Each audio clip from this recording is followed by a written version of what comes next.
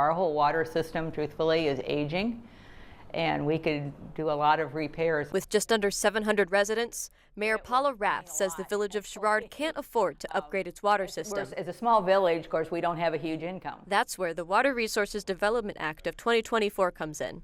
If approved, Sherrard would receive up to $7 million worth of water infrastructure upgrades from the Army Corps of Engineers. Probably the biggest need is the water tower is pretty old. Dan Helm manages water and sewers for several towns in the area. He says the tower's exterior primer is lead, making repainting expensive. For an aged water tower like that, we were looking at the potential of maybe getting a new tower erected somewhere close to that site that one sits on. It's just something like, say, band-aiding in over 20 years. The village says a new one could cost about $3 million.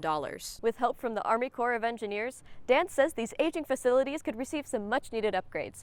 But this isn't the only site that could use some help. We also have an issue out at the wastewater lagoons. These lagoons capture sewage from the village. It's sent through these sand filters, removing contamination. We've put in new sand in the sand filters. A couple years ago, that was around $100,000 to $120,000 to do that. But the sand in the other filter hasn't been replaced since the 90s, making it less effective. With these federal funds, the village could bring its systems up to date. It'll do the village so much good. In Sherrard, Maddie Franz, WQAD News 8.